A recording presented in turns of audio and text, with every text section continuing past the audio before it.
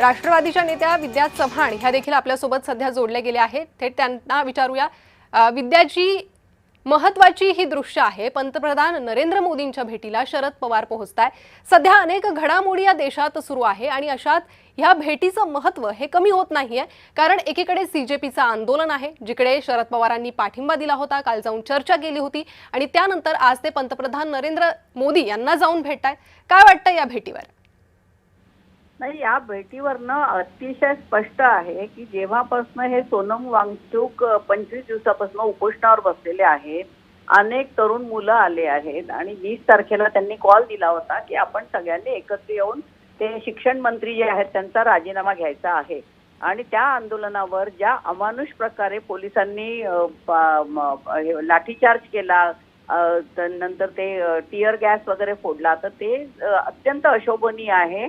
चर्चेने सगळे प्रश्न सुटू शकतात।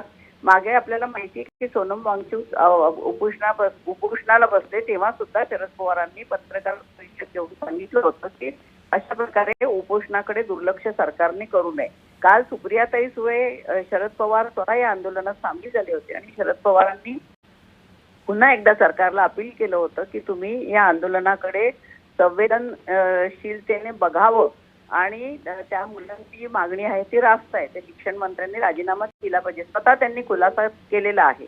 आणि शरद पवारांचा जो स्वभाव आहे आपण बघितलं तर त्यांचे विरोधकांशी असो, सत्ताधाऱ्यांशी असो, सगळ्यांशी सलोख्याचे संबंध असतात। त्यातनं चर्चेचा मार्ग हा कायम उघडा असतो आणि म्हणून त्या चर्चा करण्यासाठी आज पंतप्रधानांपर्यंत शरद पवार जाऊ शकतात आणि ते सांगू शकतात की अशा प्रकारे असंख्य मुलं जे नीट परीक्षामध्ये जो घोटाळा झाला आणि इतर परीक्षांमध्ये वारंवार जो घोटाळा होतो त्याची जबाबदारी शिक्षण मंत्र्यांनी घेतली पाहिजे। आणि हे अत्यंत स्पष्ट आहे, सुप्रियाताई सुळे सुद्धा स्वतः तिथे आहेत।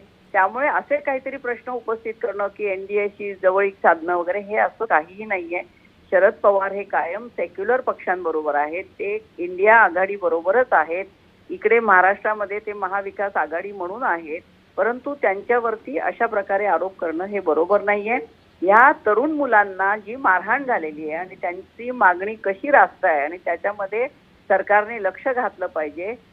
खरं तर स्वतःच ते धर्मेंद्र प्रधान जे शिक्षण मंत्री आहे त्यांना थोडी तरी नैतिकता असती, लाज असती, शरम असती तर त्यांनी राजीनामा द्यायला पाहिजे होता, पण पंतप्रधानांना सांगून त्यांचा राजीनामा त्यांनी घेतला पाहिजे अशी मागणी निश्चितच सुप्रियाताई आणि शरद पवार साहेबांनी केली असावी असा माझा अंदाज आहे। दुसरा काही अर्थ त्यातनं काढू नये ही विनंती।